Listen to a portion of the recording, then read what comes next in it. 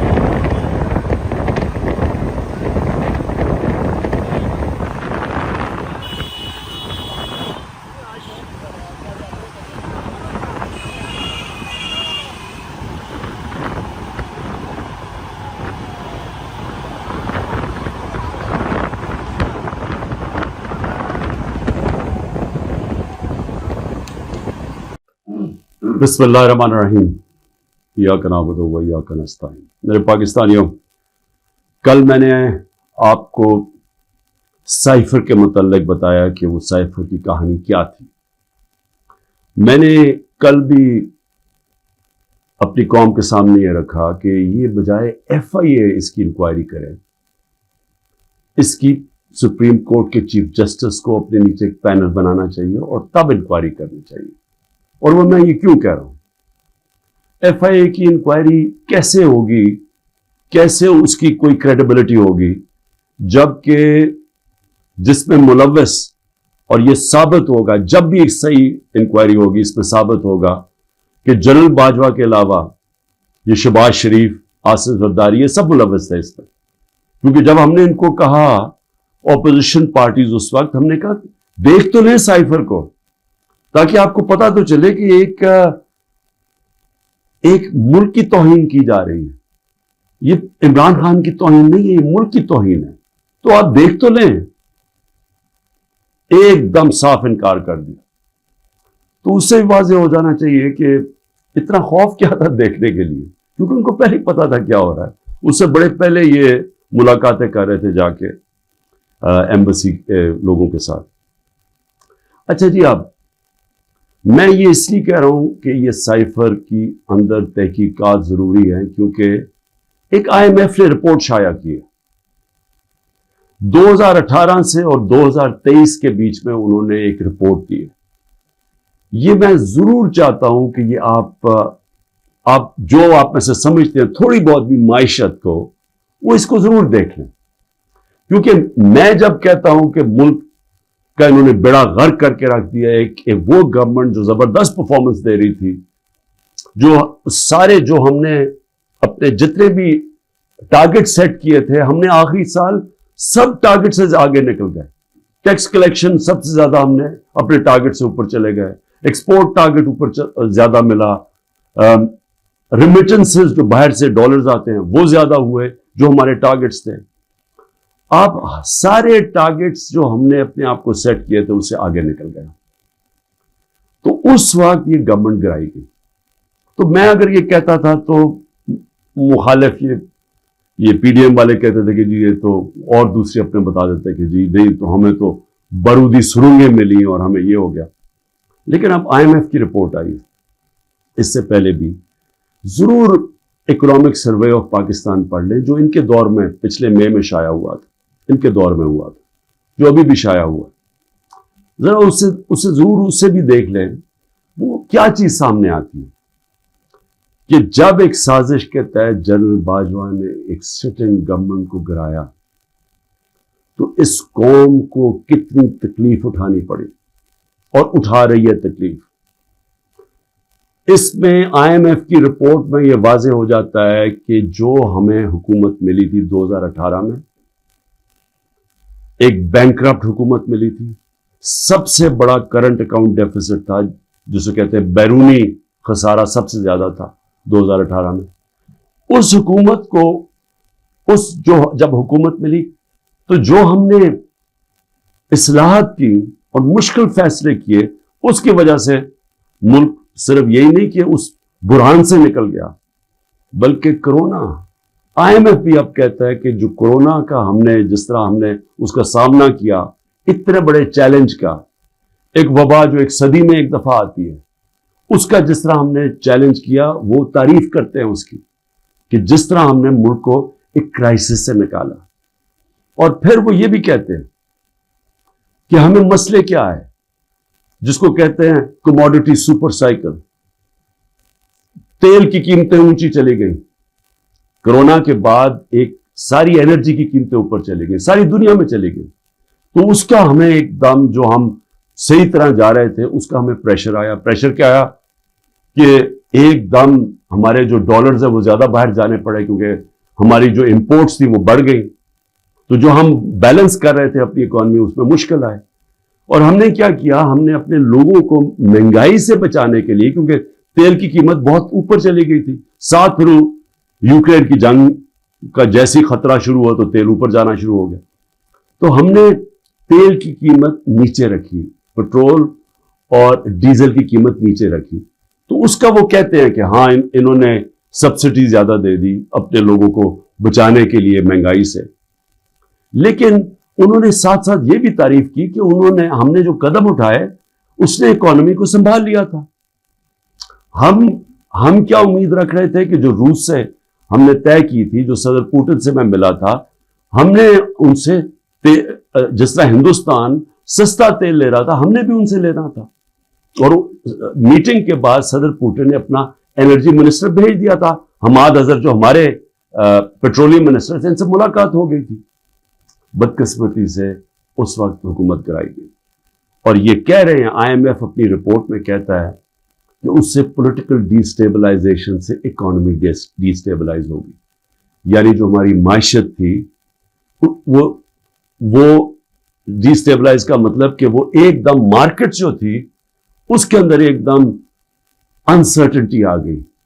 جب مارکیٹ کی انسرٹنٹی کا مطلب کہ جب جو ٹریڈرز ہوتے ہیں، جو مارکیٹ ہوتی ہے، اس کو جب یقین نہیں ہوتا کہ اب کیا ہوگا، تو یہی میں نے جنرل باجوہ کو میں نے بھی بتایا اور شوکت ترین فائنانس منسٹر کو بھیجا، ان کو بھی کہا کہ ان کو بتاؤ کہ اس وقت نہ ڈی اسٹیبلائز کرنا، ان سے سنبھالی نہیں جائے گی۔ اور وہی آئی ایم ایف لکھتا ہے کہ ان سے سنبھالی نہیں گئی، ان کو سٹیپس نہیں تھے، انہوں نے غلط پالیسیز بنائی، ان کی پالیسی سے اور زیادہ معاشی حالات بگڑتے گئے۔ اور وہی آئی ایم ایف لکھتا ہے کہ پاکستان کے لیے پچھلے 14 مہینے بڑے تکلیف دہ گزرے۔ تو یہ تو میں کہہ رہا تھا تب سے، اور یہ میں بڑی دیر سے لگا ہوا تھا کہنے کہ یہ جو بھی یہ رجیم چینج کیا، جو سازش کی گئی، اس کی قیمت پاکستانی قوم نے اٹھائی۔ تکلیف تو اب لوگوں کو ہو رہی ہے۔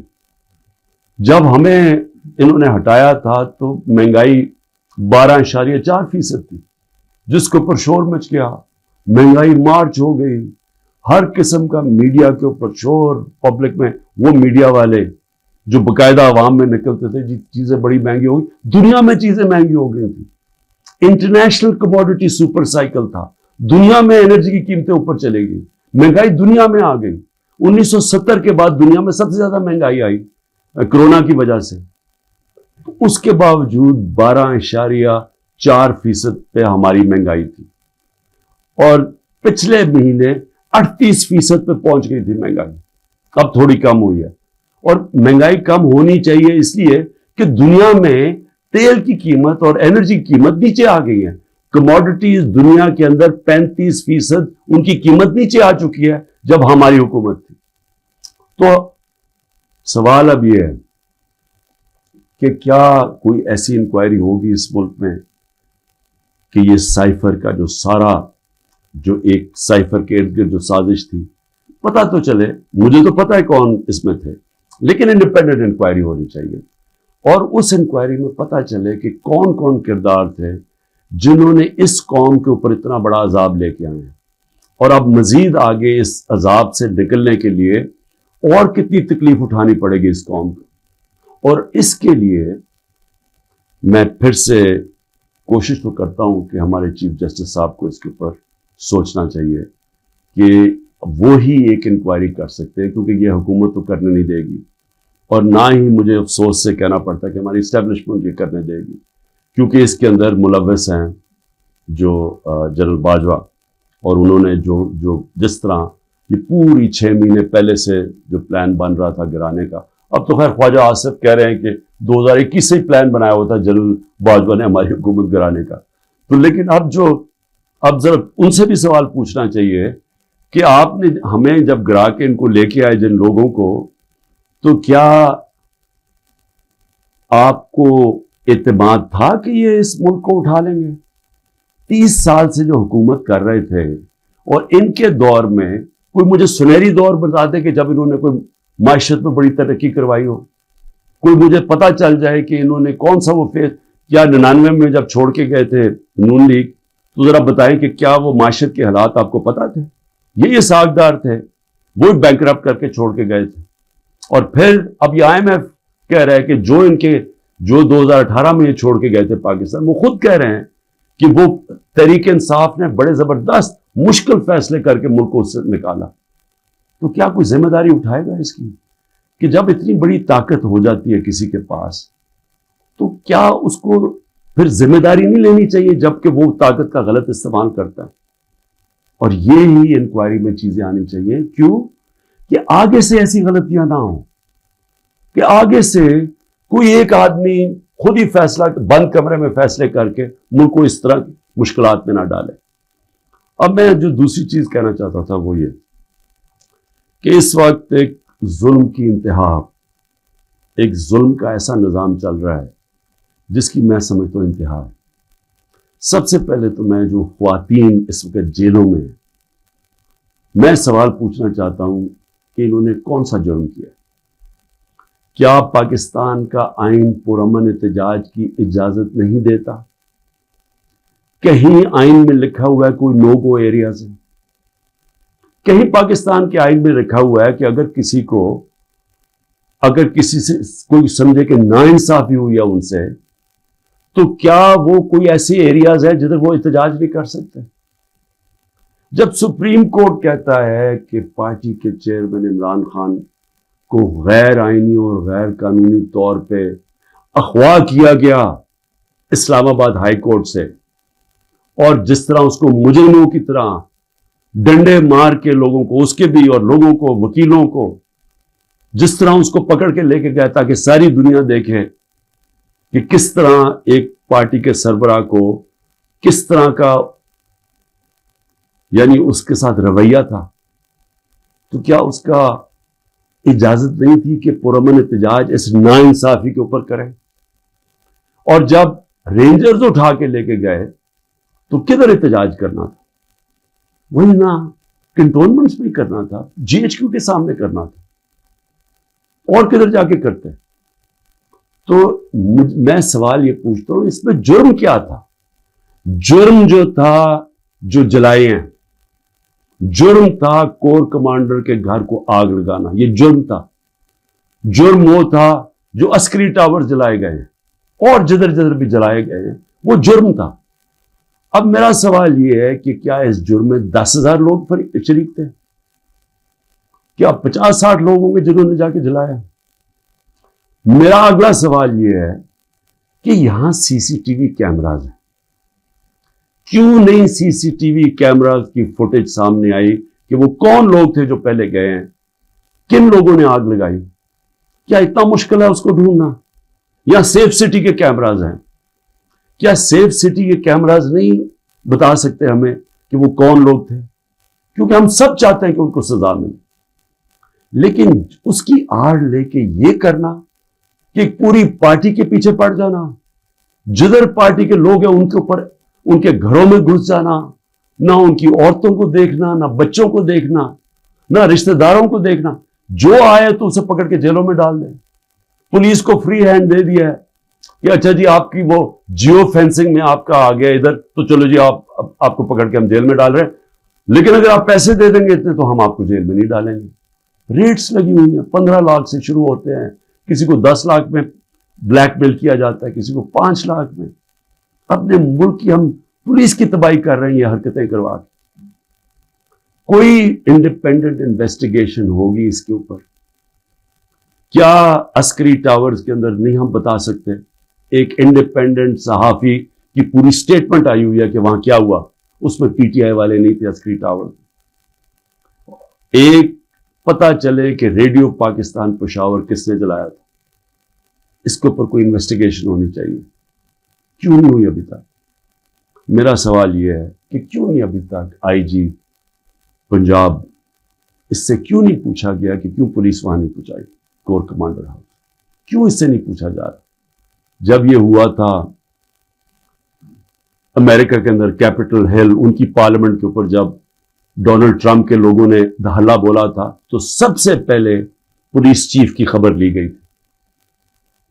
اور مجھے یہ پھر سے میں پوچھنا چاہتا ہوں کہ یہ جو عورتوں کو پکڑا ہوا ہے، ہماری اسٹوڈنٹس پکڑے ہوئے ہیں، لوگوں کو جیلوں میں ڈالا ہوا ہے، برے حالات میں رہ رہے ہیں، جو خبریں آ رہی ہیں باہر، کیا کیا ان سے ہوا ہے، وہاں کتوں سے تشدد ہوا ہے، ان سے اپروور بنانے کے لیے کیا کیا ان کے اوپر ہر قسم کا ظلم کیا گیا. کہ یا کہہ دو کہ عمران خان نے کہا تھا وہاں جا کے تو فائلیں جلا دینا کور کمانڈر ہاؤس میں، कोरकोबांड हाउस को भी आग, फाइलें जला देना। एक ये किसी की 164 का बयान आए, इसमें कोई अकल है कि क्या फाइलें पड़ी हुई कोरकोबांड हाउस?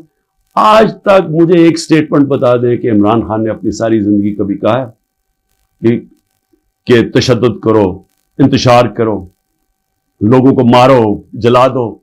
एक मेरी स्टेटमेंट बताएं 27 साल में। 126 दिन का धरना था, पाकिस्तान की तारीख का सबसे ज्यादा प्रोटेस्ट था, लंबा। बताएं उसके अंदर कुछ किया, तोड़ फोड़ की, कुछ जलाया? आते थे अपना धरना, अब तकरीरें करके वापस चले जाते थे, शोर लोगों को देते थे। इसको जमहूरियत कहते हैं। मुझे ये बताएं कि यहां ये कहा गया है कि जी आप कैंटोनमेंट में थे और आपको जेल में डाल दिया। मुझे ये बताएं कि जो सबसे मुकद्दस जगह बरतानिया में है वो है प्राइम मिनिस्टर का घर, 10 डाउनिंग स्ट्रीट। मुझे बताएं हर दूसरे दिन वहां मुजाहरा होता है। आप 10 डाउनिंग स्ट्रीट चले जाएं, वहां पर हर दूसरे दिन कोई ना कोई आके मुजाहरा कर रहा होता है कि जी हमारे से नाइंसाफी हुई। कभी किसी के ऊपर कोई FIR काटी है, किसी के ऊपर कोई गोलियां चलाई हैं? मैं ये सवाल पूछता हूं कि यहां 16 लोग शहीद किए गए डायरेक्ट फायरिंग से, 100 से ऊपर को गोलियां लगी, 3 की टांगें कट गई। मैं ये पूछना चाहता हूं कि जो और एक पैरालाइज है, कभी किसी जमहूरियत के अंदर इस तरह गोलियां मारी जाती हैं और इंक्वायरी भी नहीं है? इंक्वायरी से पुलिस उनके घरों में पहुंच जाती है। जिनके गोलियां लगी है उन्होंने एक जगह डेड बॉडी नहीं दे रहा है कि नहीं, जब तक पहले आप कहें कि आप कोई कार्रवाई तो नहीं करेंगे। उनसे श्योरिटी लेते हैं कि आपने FIR नहीं कटवानी। क्यों सीधी सीधी FIR कटती है IGs के ऊपर? ये कैसे आपने गोलियां चला दी 69 लोगों के ऊपर? एक पुलिस वाले को गोली नहीं लगी, एक रेंजर, मतलब कि यहां से तो किसी के पास हथियार नहीं थे, तो आप 69 लोगों पे गोलियां कैसे चला सकते हैं? और फिर आपके सामने फ्रांस में एक लड़के को गोली लगी, 4 दिन फ्रांस के सारे शहरों में आग लगी होती है, 1000 बिल्डिंग्स और गाड़ियां जलाई जाती है, और खुलेआम लोग आपके सामने कि उन्होंने पुलिस को पेट्रोल बम मार रहे हैं। उसके पुलिस ने तो कोई और गोली नहीं चलाई, क्योंकि वहां जमहूरियत है, आजाद है लोग। मैं ये पूछना चाहता हूं कि कोई इंक्वायरी होगी उन लोगों के ऊपर जिनके ऊपर गोलियां चलाई गई हैं, जिन लोगों की जानें ली गई हैं? क्या हम किसी को अकाउंटेबल रखेंगे? क्या इस मुल्क के अंदर कोई इंसाफ का निजाम है, या सिर्फ ताकतवर जो मर्जी करना चाहे, जंगल के कानून की तरह वो कर सकता है? ये कैसे हो सकता है? चलिए, औरतों का मैंने शुरू में बात की, बच्चों को क्यों पकड़ लेते हैं? डॉक्टर अमजद का अभी उसकी मुझे कल मैसेज आई, 13 साल का बेटा। डॉक्टर अमजद तो घर था नहीं, 6 दफा उसके घर छापे पड़ चुके। उसका 13 साल का बेटा और उसका एक भतीजा था, वो कोई 18 साल, उनको उठा के ले गए। सारी रात वो उसके ऊपर कपड़ा डाल के 13 साल के बच्चे को फुराते रहे। लेकिन जो एस्टेब्लिशमेंट को फिक्र करने की बात यह है कि हर जगह पुलिस क्या कहती है, जी हम कुछ नहीं कर सकते, हम मजबूर हैं, ऊपर से पैगाम आए हैं। ये जो हम जुल्म कर रहे हैं, ये हम नहीं करना चाहते, ये हमें पीछे से पैगाम आए। ये हर जगह से ये खबर आती है कि जी हम तो छोड़ना चाहते हैं, लेकिन क्या करें जी, वो ऊपर से प्रेशर डाल रहे हैं, सारा डाल रहे हैं एस्टेब्लिशमेंट के ऊपर, सारी नफरत उसके खिलाफ कर रहे हैं। ये तो कोई दुश्मनों की जरूरत नहीं है। ये जो सारा जुल्म किया जा रहा है, ये अब पुलिस अपने ऊपर से उतार रही है। ये जो घरों पे भी जाते, जी हमें ऑर्डर है कि घर तोड़ दो, लूटते हैं घर के, जिनको सबक सिखाओ। बच्चों को पकड़ना, औरतों को पकड़ना। और ये हाल है कि ज़मान पाक में अब ये हाल है। जरा मैं आखिरी बात कर रहा हूं। ज़मान पाक में क्या होता है, या एक नाई आता है हर थोड़ी देर के बाद, गार्ड्स भी हैं या काम करने वाले, वो एक दफा आता है, उन सबके बाल काट देता है। वो 3-3.5 घंटे के लिए, 4 घंटे तक वो बैठ के बाल काट देते। वो नाई ना आए यहां, सारे पूछे किधर चला गया वो नाई। उसको जब भेजा आदमी के, जी पता तो चला तुम आए क्यों रहे, उसने हाथ ऐसे पकड़ लिया। कहते जी मेरे पुलिस पहुंच गई और पुलिस ने कहा कि तुम 3.5 घंटे ज़मान पार्क में क्या कर रहे थे, اس نے ہاتھ چھوڑ لیا کہ جی میں نہیں آ سکتا. تو یعنی یہ حالات ہے کہ زبان پاک میں آنا جرم ہو گیا. یہ کدھر پہنچ گئے ہم؟ یہ ایک پولیٹیکل پارٹی ہے.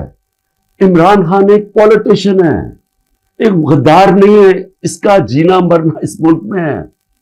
جو لوگ آج اوپر بٹھائے ہوئے ہیں, میں انشاءاللہ کل پورا توشہ خانہ کا بتاؤں گا, کہ میں اس پہ جلدی شروع میں جس طرح بتایا کوشش کر رہی ہے کہ کسی طرح اس کو ڈسکوالیفائی کریں یا جیل میں ڈالیں. یہ سائفر آ گیا, توشہ خانہ آ گیا, یہ باقی سارے جو 180 کیسز ہیں. لیکن وہ جو لوگ اوپر بٹھائے ہوئے ہیں, کوئی دیکھا ہے ان لوگوں کا کون ہے وہ؟ یہ اس کی قوم کے بڑے بڑے مجرم ہیں. وہ لوگ ہیں جو 30 سال سے جرم کر رہے ہیں, جن کے اوپر اتنی فائلیں ہیں ان کی چوریوں کے اوپر. تو میں کل ان کا بھی ذرا آپ کو بتاؤں گا کہ ان کے توشہ خانہ میں, کیونکہ مجھے تو پہلی دفعہ پتا چلا ہے, میں نے توشہ خانہ کا ریکارڈ جو لاہور ہائی کورٹ نے ملایا, میں نے پہلی دفعہ ریکارڈ دیکھا ہے, تو اس میں تو بڑے انکشاف ہوئے ہیں. تو میں انشاءاللہ کل آپ سے بات کروں گا. لیکن میں صرف آخر میں یہ کہنا چاہتا ہوں, اس ملک کو تباہ نہ کریں. جب ایک قوم میں اچھے برے کی تمیز ختم ہوتی ہے, قوم تباہ ہو جاتی ہے. پہلے اخلاقی طور پہ مرتی ہے قوم, پھر معاشی طور پہ مرتی ہے.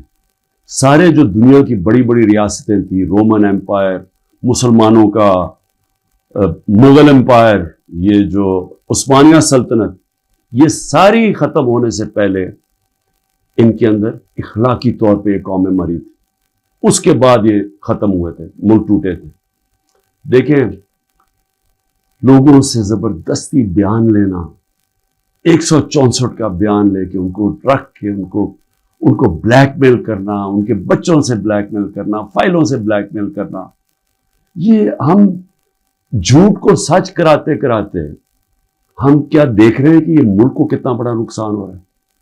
اور مجھے صرف یہ فکر پڑی ہوئی, سب چیز کے لیے میں تیار ہوں. میں بار بار, مجھے پتا ہے کہ انہوں نے پوری کوشش کرنی ہے کہ کیئر ٹیکر آنے سے پہلے اس کو جیل میں ڈالیں, میں اس کے لیے تیار ہوں. لیکن کیا ملک کا ہم سوچ رہے ہیں؟ وہ نہیں سوچ رہے جن کے سارے ڈالرز باہر پڑے ہوئے ہیں. سوچ ہمیں, ہماری طرح کے لوگوں کو سوچنا چاہیے جن کا جینا مرنا پاکستان میں. پاکستان زندہ باد.